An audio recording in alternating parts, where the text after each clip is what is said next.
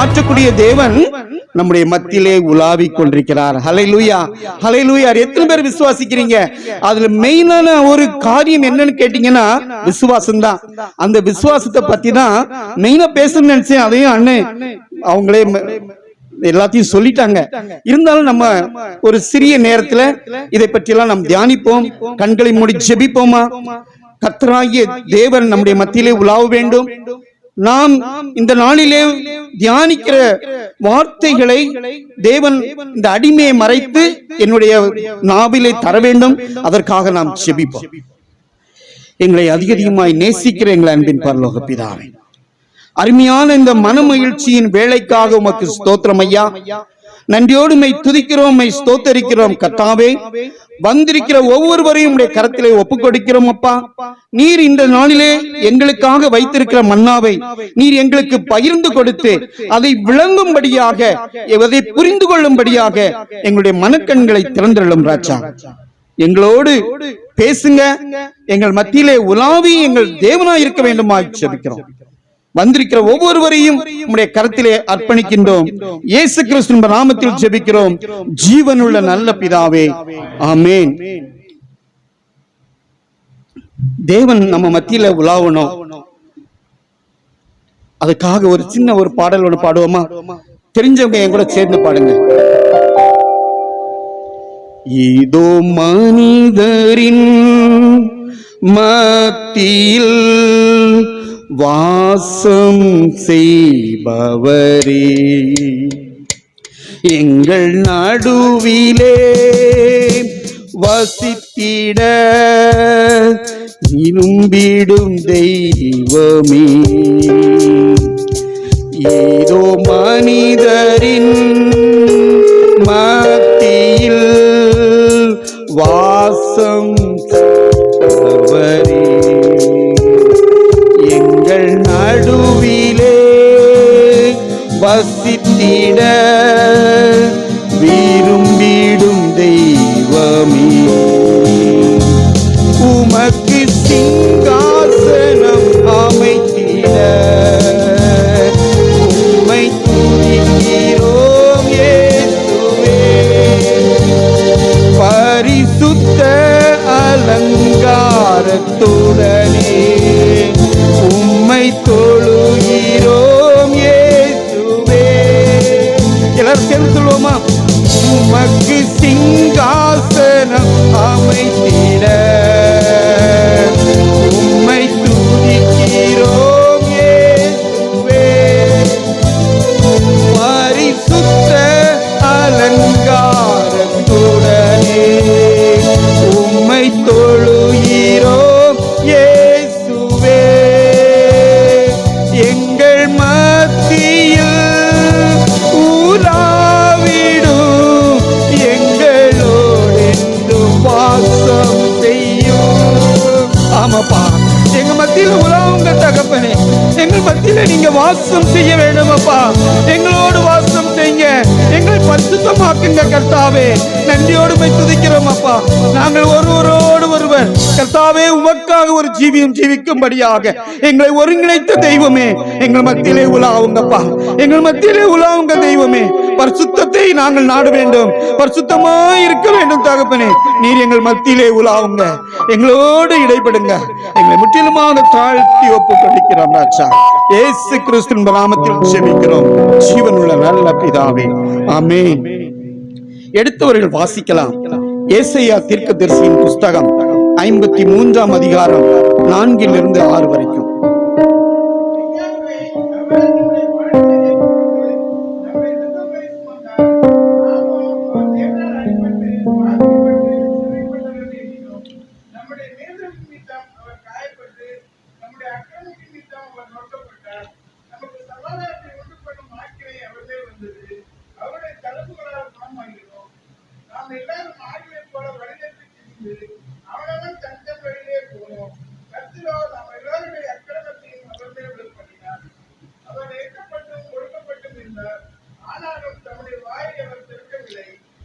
போதும் சிஸ்டர், போதும் சிஸ்டர். 6வது வசனம் சொல்லுது, கர்த்தரோ நம் எல்லோருடைய அக்கிரமத்தையும் அவர் மேல் விழப்பண்ணினார், கர்த்தராகிய இயேசு கிறிஸ்து ஒரு கடவுள். கடவுள் மனிதனாக இந்த உலகத்துல பிறந்தார். மனிதனாக இந்த உலகத்துல பிறந்தப்ப முதலாக இயேசு கிறிஸ்து ராஜாவாக பிறந்திருக்கிறார்னு யாருக்கு சொல்லப்பட்டது? எளியவர்களுக்கு, சிறுமைப்பட்டவர்களுக்கு தான் சொல்லப்பட்டது. கர்த்தராகிய இயேசு கிறிஸ்து முதல்ல யாருக்கு அவர் பிரசன்னமாகிறார், யாரோடு பேச போகிறார் அப்படின்னா, சிறுமையா எளிமையா தன்னுடைய இருதயத்தை ஒப்பு கொடுக்கிறது யாரோ அவங்க கிட்டதான் தேவன் பேசுகிறார். ஹல்லேலூயா, ஹல்லேலூயா. தேவன் நம் மத்தியில உலாவி நம்முடைய தேவனா இருக்கணும்னா என்ன பண்ணணும்? நம்முடைய இருதயத்தை எளிமையா அவரிடத்துல சமர்ப்பிக்கணும். ஹல்லேலூயா. நம்முடைய இருதயத்துல எதுவுமே இருக்கக்கூடாது. நம்ம பாடணும், அவர் நம்முடைய அப்பான்னு சொன்னோம், அவரை அம்மான்னு சொன்னோம். அப்பான்னு சொல்லணும்னா அப்பாட்ட நம்ம எல்லாரும் எப்படி பேசுவோம் அதே போல அவர்கிட்ட பேசணும். அம்மான்னு சொன்னா நம்ம எப்படி பேசுவோம் அதே போல அவரிடத்துல பேசணும். இந்த தேவன் ஒரு எளிமையா மாட்டு தொழுவத்துல பிறந்தார்னு பார்த்தோம்.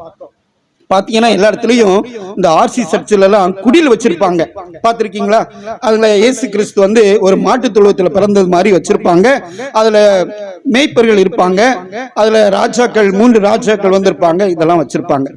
நாங்க இந்த வருஷம் பாத்தீங்கன்னா, போன வருஷம் நாகர்கோயில்ல ஒரு இடத்துல ஒரு குடில் செய்தாங்களாம். ஒரு லைவான குடில், அதாவது பொம்மைகளை வைக்காம பொம்மைக்கு பல மனிதர்களே இருக்கிற மாதிரி அந்த குடிலுக்குள்ள நம்ம போய் ஒரு வாக் த்ரோ பண்ணிட்டு வந்துடலாமா. 45 லட்சம் ரூபாய் செலவு பண்ணி அப்படி ஒரு குடில் அமைச்சாங்களாம். எதுக்காக? கர்த்தராகிய இயேசு கிறிஸ்து இந்த உலகத்துல பிறந்தார் என்பதை அவங்க கொண்டாடுறதுக்காக அதை பண்ணிருக்காங்க. கொண்டாட்டம் அந்த கொண்டாட்டம் இல்ல, அந்த இயேசு கிறிஸ்து நம்முடைய உள்ளத்துல பிறக்க வேண்டும். ஹல்லேலூயா, ஹல்லேலூயா. 45 லட்சம் ரூபாய் செலவு பண்ணி அழகுபடுத்தின இடத்துல அவர் பிறக்க வேண்டாம், நம்முடைய இருதயமாகிய நம்முடைய ஆலயத்துல அந்த கர்த்தராகிய இயேசு கிறிஸ்து பிறக்க வேண்டும். சரிங்களா? இப்ப அவர் எதுக்காக பிறந்தார்னு பார்த்தோம்னா, மெய்யாகவே அவர் நம்முடைய பாடுகளை ஏற்றுக்கொண்டு நம்முடைய துக்கங்களை சுமந்தார். இந்த பாவிகளை ரட்சிப்பதற்காக தான் இயேசு கிறிஸ்து மனிதனாக பிறந்தார். ஹல்லேலூயா. எத்தனை பேர் விசுவாசிக்கிறீங்க? ஏன்னா விசுவாசம் தான் முக்கியமான ஒரு காரியம். விசுவாசம் இல்லாம நம்ம அந்த ரட்சிப்பை பெற்றுக்கொள்ளவே முடியாது.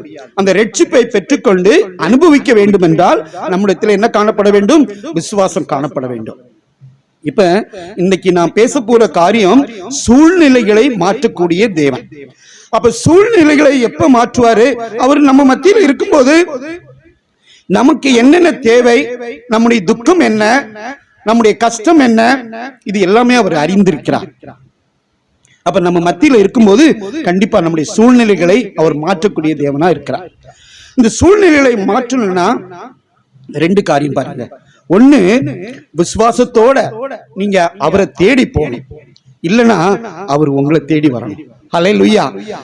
விசுவாசத்தோட அவரை தேடி போகணும், இல்லனா அவரு உங்களை தேடி வரணும்.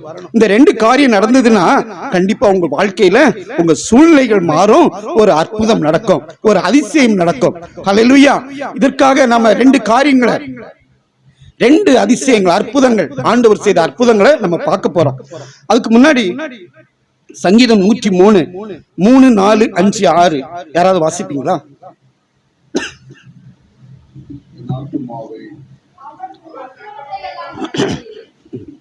அதேதான்.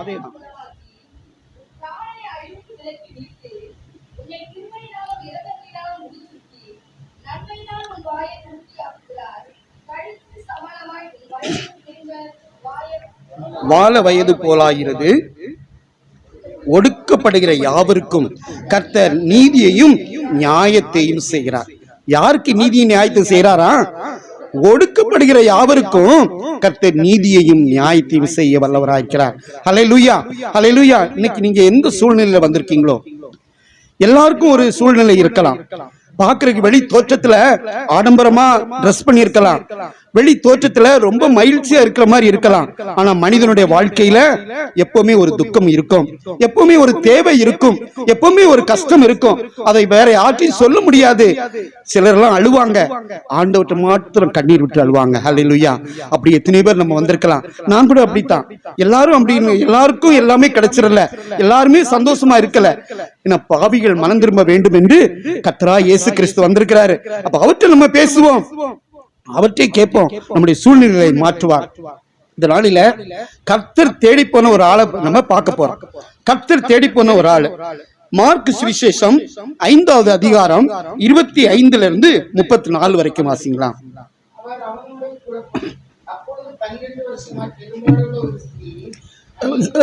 ஒரு நிமிஷம் சிஸ்டர், ஒரு நிமிஷம் சிஸ்டர். யோவான் 5ஆம் அதிகாரம் 1 முதல் 15.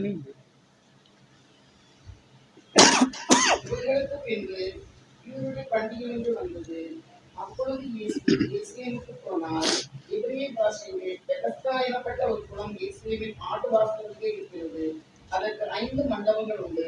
அவைகளிலே குருடர், சப்பானிகள், சூரியன் ஒருவர்களான வியாதிக்காரர் அநேகர் பட்டிருந்து தண்ணீர் எப்பொழுது கலங்கி என்று காத்துக் கொண்டிருப்பார்கள். ஏனெனில் சில சமயங்களில் தேவதூதன் ஒருவன் அந்த குளத்தில் இறங்கி தண்ணீரை கலக்குவான். தண்ணீர் கலங்கின பின்பு யார் முந்தி அதில் இறங்குவானோ அவருக்கு எப்பேற்பட்ட வியாதிஸ்தனா இருந்தாலும் சுத்தமாவான். 38 வருஷம் வியாதி கொண்டிருந்த ஒரு மனுஷன் அங்கே இருந்தான்.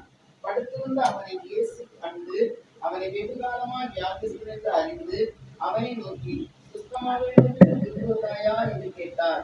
அதற்கு வியாதிஸ்தன், ஆண்டவரே, தண்ணீர் கலக்கப்படும் போது என்னை குளத்தில் கொண்டு போய் விடுவதற்கு ஒருவனும் இல்லை.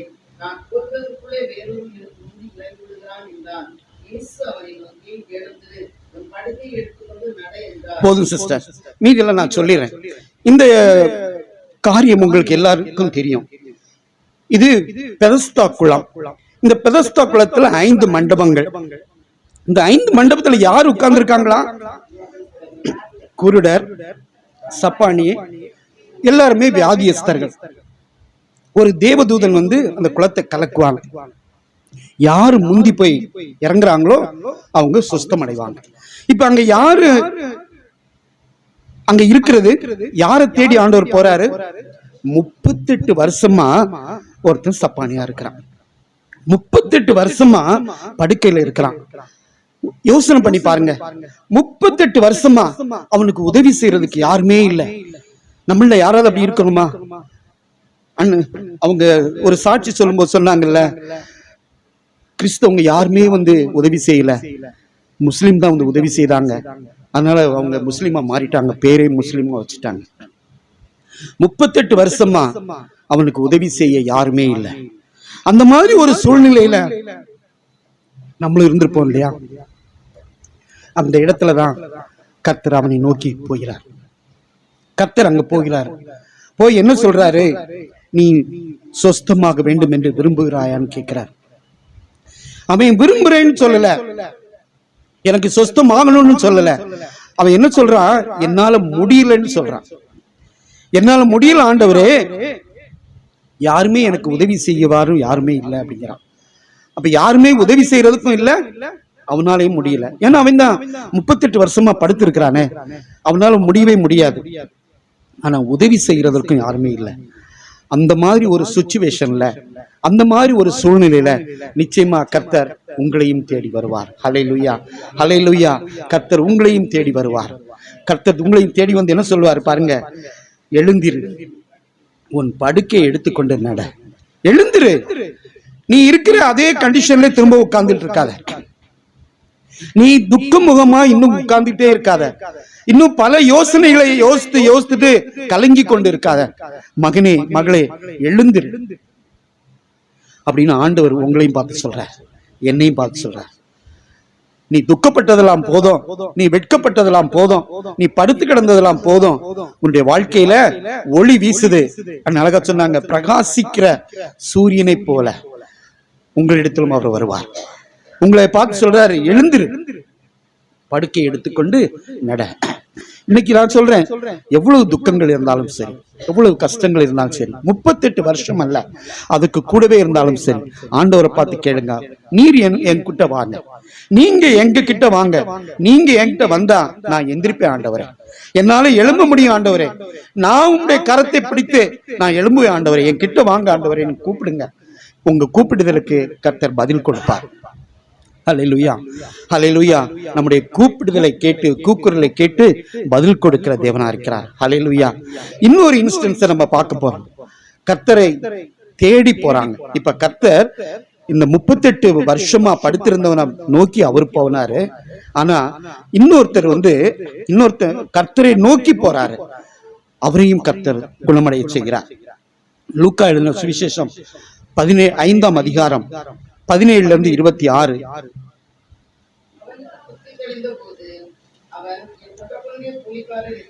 லூக்கா 5 17 to 26.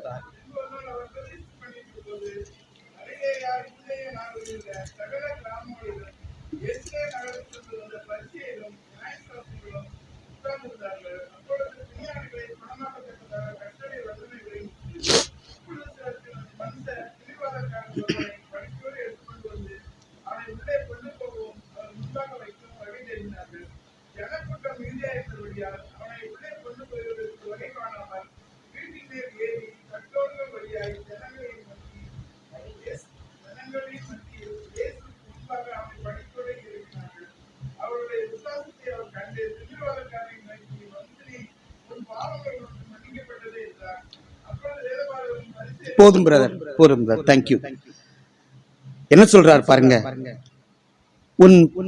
உன் பாவங்கள் மனுஷனே உன் பாவங்கள் உனக்கு மன்னிக்கப்பட்டது. இப்ப பாருங்க, இயேசு கிறிஸ்து இதே போல ஒரு வீட்டு ஜெப கூட்டம், ஏராளமான ஆட்கள் வந்திருக்கிறாங்க. உள்ள போறதுக்கே இடம் இல்லையா, வாசல்லையும் நின்றுட்டே இருக்கிறாங்க, வீட்டை சுற்றிலும் நின்றுட்டு இருக்கிறாங்க. இந்த திமிர்வாதக்காரனை எப்படியாவது ஆண்டவரிடத்துல கொண்டு போயிடும் சொல்லிட்டு அந்த கூட்டிட்டு வந்தவங்களுக்கு ஒரு விசுவாசம் பாருங்க. அங்க பார்த்தோம் உதவி செய்யறதுக்கு யாருமே இல்ல, இங்க உதவி செய்யறதுக்கு ஆள் இருக்கிறாங்க. அவங்களுக்கு எப்படி ஒரு விசுவாசம் பாருங்க.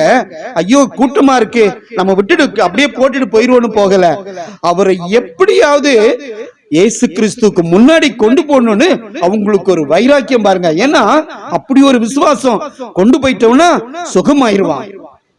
என்ன பண்றாங்க, கூரையை பிரிச்சு அந்த தட்டோடுகளை பிரிச்சுட்டு அதுக்கு உள்ளோடு இறக்குறாங்க. ஒரு நிமிஷம் யோசனை பண்ணி பாருங்க, ஒரு ஓட்டு வீடு, ஒரு யோசனை பண்ணுங்களா, ஒரு ஓட்டு வீடு, அப்ப எப்படி மேல ஏறி இருப்பாங்க, அவரை எப்படி கீழே இறக்கிருப்பாங்க. கீழே இறக்குனது கூட எப்படி சொல்லப்படுது, அந்த படுக்கையோடு கூட அந்த கட்டிலோடு கூட உள்ள இறக்குறாங்களாம். அப்ப எவ்வளவு பெரிய ஒரு ஓட்டை போட்டிருப்பாங்க பாருங்க.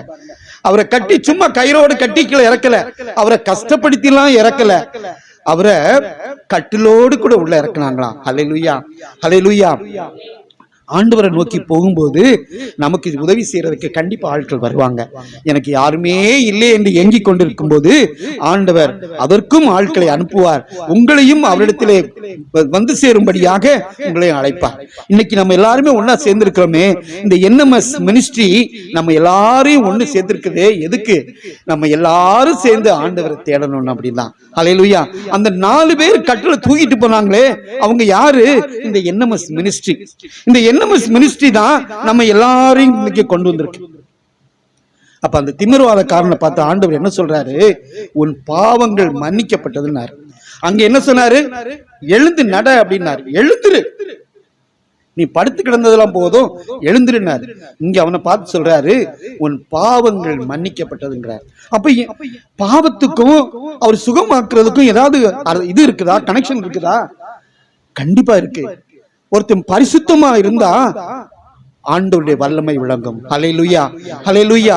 நம்முடைய பாவங்கள் மன்னிக்கப்பட்டதுன்னா நம்ம சுத்தமாயிருவோம். ஹல்லேலூயா, ஹல்லேலூயா. ஆண்டவர் நம்மளை சுகமாக்கணும் அப்படின்னா நம்முடைய பாவங்கள் மன்னிக்கப்பட வேண்டும். நீங்க ஆண்டவர்கிட்ட ஒப்பு கொடுத்து, ஆண்டவரே தெரியாம பண்ணிட்டேன்ப்பா, என்னுடைய பாவங்களை எல்லாம் மன்னிச்சிருங்கப்பா, இந்த காரியத்தை எல்லாம் மன்னிச்சிருப்பான்னு சொல்லி பாருங்க. நம்முடைய எல்லா சுகவீனங்களும் மறைந்து போகும். ஹல்லேலூயா, ஹல்லேலூயா. நான் சொல்லல, ஏன்னா பைபிள்ல இருக்குதே, பாவங்கள் மன்னிக்கப்படுமானால் நாம் குணமடைவோம். ஹல்லேலூயா, ஹல்லேலூயா. நம்மளை நாமே ஒப்பு கொடுக்கணும், நம்மளை ஒப்பு கொடுக்கணும். நமக்கு நம்மளை வழி நடத்துவதற்கு இதே போல மிஷினரிஸ் இருக்கிறாங்க, நம்மளை வழி நடத்துவாங்க. அவங்க வழி நடத்தும் போது ஆண்டவர்கிட்ட நம்ம ஒப்பு கொடுத்தோமானால் ஆண்டவர் நம்முடைய குறைகளை எல்லாம் மாற்றி, நம்முடைய நோய்களை எல்லாம் மாற்றி நம்மளை சுஸ்தமாக்குவார். ஹல்லேலூயா, ஹல்லேலூயா. எவ்வளவு பெரிய காரியமா இருந்தாலும் சரி பாருங்க, அவனால எழும்ப முடியாத ஒரு திமிர்வாதக்காரன் கட்டிலே படுத்து கிடக்கிறான், அவனு கூட உள்ள இறக்கிட்டாங்க. அப்ப நம்ம எல்லாம் நம்முடைய கஷ்டங்கள்லாம் ஒரு சாதாரண கஷ்டம். நிச்சயமாக ஆண்டவர் நமக்கும் உதவி செய்வார். உங்களுக்கு தெரிந்த இன்னொரு காரியம், மார்க் 5:25-34.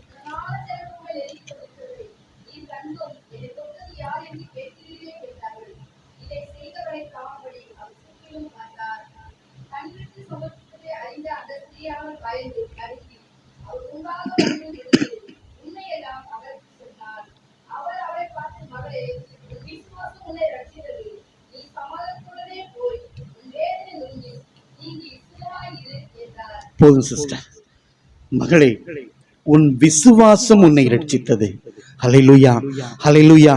இன்னைக்கு நம்ம பிரேயர்ல இருந்து, ஆராதனையில இருந்து நம்ம கேட்கக்கூடிய ஒரு வார்த்தை விசுவாசம். விசுவாசம் உன்னை ரட்சித்தது, நீ சமாதானத்தோட போ. நமக்கு ஒரு விசுவாசம் இருக்குமானால் 12 வருடமாக ஒரு உதிரப்போக்கு. யோசனை பண்ணி பாருங்களா, ஒரு மாசம் கண்டினியூஸா இருந்தாலே எவ்வளவு பலவீனமா இருப்போம். ஒரு வருஷம் ஆச்சு, எவ்வளவு பலவீனமா இருப்போம். உடம்புல சரீரத்தில் உள்ள ரத்தமெல்லாம் போயிடுச்சு, நடக்க கூட முடியாது. டாக்டர்களே கைவிட்டாங்க. 12 வருஷமா சம்பாதிச்ச காசெல்லாம் வைத்தியனுக்கு தான் கொடுத்திருக்கிறாங்க, ஆனாலும் ஒன்றும் சரியாகல. ஒரு நிமிஷம் ஒரு அது அப்படியே ஒரு விஷன் பண்ணி பாருங்களா. ஒரு ஆக்சுவலா நடந்திருந்தா எப்படி இருக்கும்னு ஒரு விஷன் பண்ணி பாருங்க. அந்த லேடியால நடக்க முடியுமா? எப்படியும் ஒரு பெனிஹின் சொல்லுவாரு, பாம்பேல அவருடைய ஒரு மீட்டிங் அட்டென்ட் பண்ணும்போது அவர் சொல்லுவாரு, அந்த லேடி கண்டிப்பா நடந்து போயிருக்கவே மாட்டாங்க, ஏன்னா சுத்தமா ரத்தமே இல்லை. அவங்களால நடந்து போயிருந்திருக்க முடியாது, எப்படியோ முட்டிக்கால் போட்டு இழுத்துக்கிட்டே போயிருப்பாங்க. அவ்வளவு ஒரு விசுவாசம் பாருங்க. எப்படி ஆயிலும் அவருடைய வஸ்திரத்தை ஆயிலும் தொட வேண்டும், அப்படி ஒரு விசுவாசம் பாருங்க. இந்த விசுவாசம் நம்மிடத்துல காணப்படுதா? நமக்கு ஒரு காய்ச்சல் வந்துட்டாலே, என்ன ஆண்டவரே, நான் உமக்காக டெய்லி பிரேயர் பண்ணிட்டே தானே இருக்கேன், ஏன் காய்ச்சல் வருது அப்படிங்கிறோம். என்ன ஆண்டவரே, நான் டெய்லி பிரேயர் பண்ணிட்டு தானே இருக்கேன், எனக்கு ஏன் இந்த மாதிரி ஆச்சுன்னு கேட்கிறோம். இல்ல, ஆண்டவர் நம்முடைய விசுவாசத்துக்கு ஒரு பரீட்சை வச்சிருப்பார். நம்முடைய விசுவாசத்திற்கு ஒரு பரீட்சை வச்சிருப்பார். அந்த விசுவாச பரீட்சையில நம்ம ஜெயிச்சிட்டோம்னா சொல்லுவாரு, உன் விசுவாசம் உன்னை ரட்சித்தது, நீ சமாதானத்தோட போ. அந்த விசுவாசத்துல பரீட்சையில ஜெயிச்சிட்டோம்னா என்ன கிடைக்குமா? சமாதானம். நம்ம குடும்பத்துல சமாதானம், நம்முடைய இருதயத்துல சமாதானம். அல்லேலூயா, அல்லேலூயா. ஆண்டவர் இன்றைக்கு நம்ம மத்தியில உலாவி நம்மளோட பேசினாரா? என்னதான் பேசினார் பாருங்க. நீங்க சூழ்நிலைகளை மாற்றக்கூடிய தேவன், சூழ்நிலைகளை மாற்றக்கூடிய தேவன். அவர் நம்ம மத்தியில வந்துட்டாருனாலே நம்மளோட சூழ்நிலைகள்லாம் மாறிடும். அந்த சூழ்நிலைகள் மாற வேண்டும் என்றால் ஒன்று நம்ம அவர்கிட்ட போனோம், இல்லைன்னா அவர் நம்ம கிட்ட வரணும். அப்ப நம்ம பரிசுத்தமா இருக்கணும். நம்ம பரிசுத்தமா இருந்தோம்னா நம்மிடத்திலே வருவாரு. நம்முடைய பாவங்கள் மன்னிக்கப்பட்டதென்றால் நம்மளை சுகமாக்குவாரு. ஹல்லேலூயா. நம்முடைய விசுவாசத்துல உறுதியாய் தரித்திருந்தால் நம்முடைய எல்லா காரியத்திலிருந்தும் விடுதலை ஆக்குவார். ஹல்லேலூயா.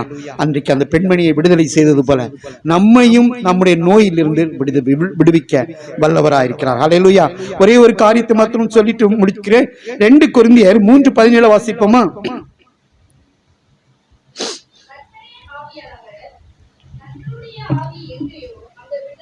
ஹல்லேலூயா, ஹல்லேலூயா. கர்த்தருடைய ஆவியானவர் எங்கேயோ அங்கே விடுதலை உண்டு. நம்ம ஜெபிக்கும் போது பரிசுத்த ஆவியானவரை நம்ம பெற்றுக்கொண்டு நம்ம ஆவியோடு உண்மையோடு ஜெபித்தோம் அப்படின்னா நமக்கு கண்டிப்பாக விடுதலை உண்டு. ஹல்லேலூயா, ஹல்லேலூயா. ஏசாயா 54:10 ஆண்டவர் சொல்றாரு, மலைகள் விலகினாலும் பர்வதங்கள் நிலை பெயர்ந்தாலும் என் கிருபை உன்னை விட்டு விலகாமலும் என் சமாதானத்தின் உடன்படிக்கை நிலை பெயராமலும் இருக்கும் என்று உண்மையில் மனதுருகிற கர்த்தர் சொல்கிறார். யாரா? நம்ம மேல மனதுருகிற கர்த்தர். ஹல்லேலூயா. மலைகள் பெயர்ந்தாலும் என் கிருபை உன்னை விட்டு விலகாது. ஹல்லேலூயா, ஹல்லேலூயா. ஜெபிப்போமா? ஆண்டவருடைய கிருபையை பெற்றுக் கொள்வோமா?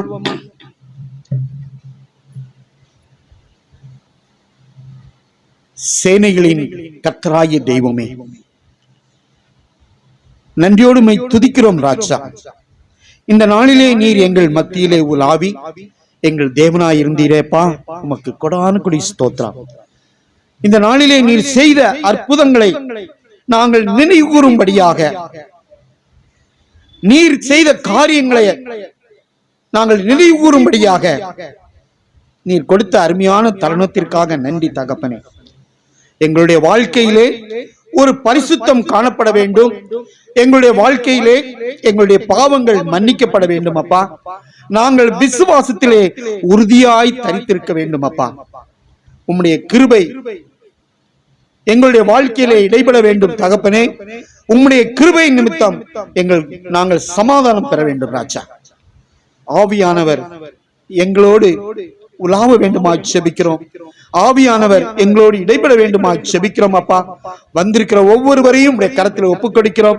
ஒருவரும் வீணாய் போகாதபடிக்கு, ஒருவரும் வெறுமனே போகாதபடிக்கு ஆவியானவருடைய கிருபையை பெற்றுக்கொண்டு கர்த்தாவே இந்த நாளிலே உம்முடைய பரிசுத்தத்தை உம்முடைய ஆசீர்வாதத்தையும் பெற்றுக்கொண்டு உம்முடைய அபிஷேகத்தோடு கூட கடந்து செல்ல கர்த்தர் உதவி செய்யுங்க.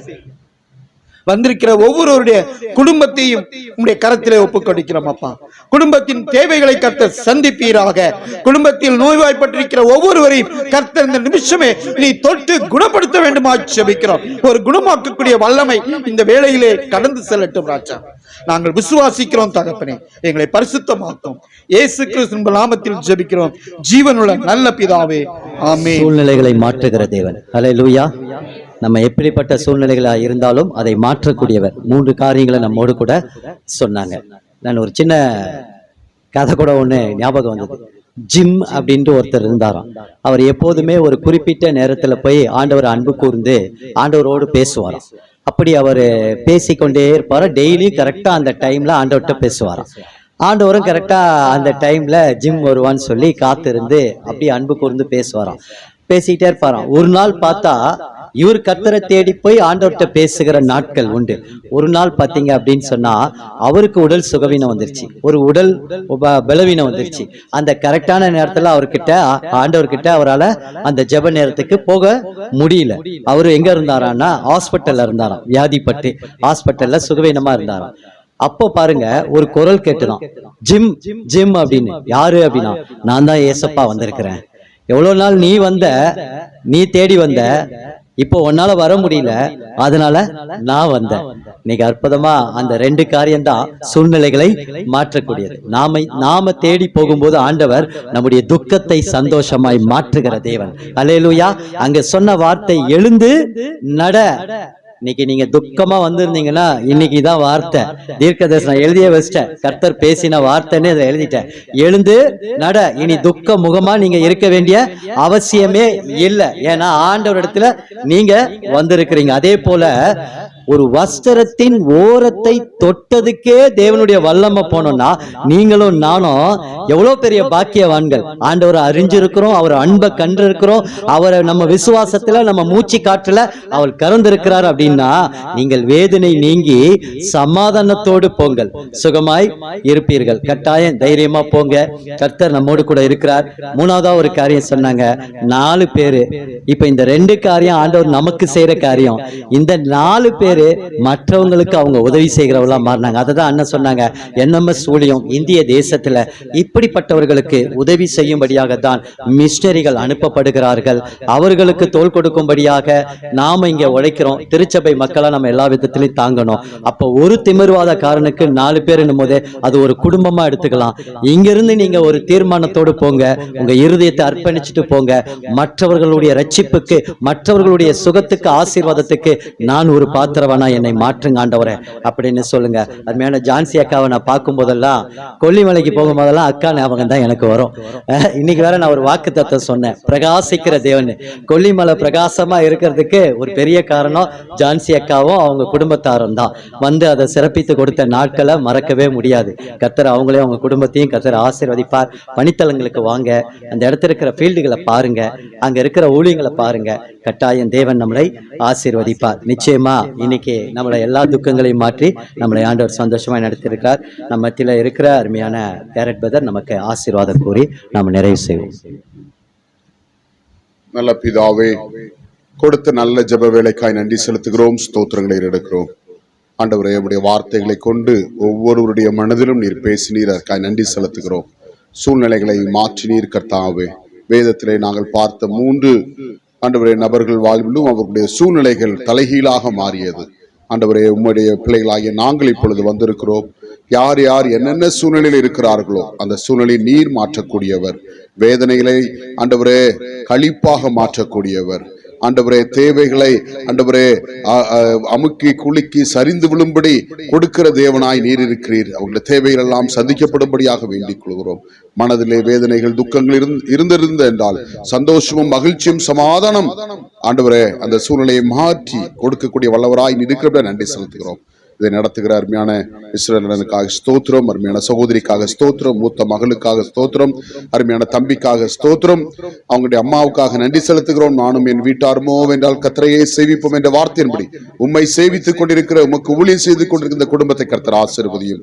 ஆண்டவரே, வந்திருக்கிற ஒவ்வொருவரையும் கர்த்தர் நீர் ஆசீர்வதித்து பலப்படுத்தும்படியாக வேண்டிக் கொள்கிறோம். எல்லா துதி கன மகிமை உமக்கு செலுத்துகிறோம். இயேசுவின் மூலம் வேண்டிக் கொள்கிறோம் நல்ல பிதாவே, ஆமென். என் ஆத்துமாவே கர்த்தரை ஸ்தோத்திரி, என் முழுவலுமே பரிசுத்த நாமத்தை ஸ்தோத்திரி. ஆத்துமாவே கர்த்தரை ஸ்தோத்திரி, கர்த்தர் செய்த சகல போல மறவாதே. ஆமென். நம்முடைய கர்த்தராகிய இயேசு கிறிஸ்துவின் கிருபையும் பிதாவாகிய தேவனுடைய அன்பும் பரிசுத்த ஆவியானுடைய ஐக்கியமும் சமாதானமும் நம் அனைவரோடும் கூட இன்றும் என்றும் சதா காலமும் நீடித்து நிலைத்திருப்பதாக. ஆமென்.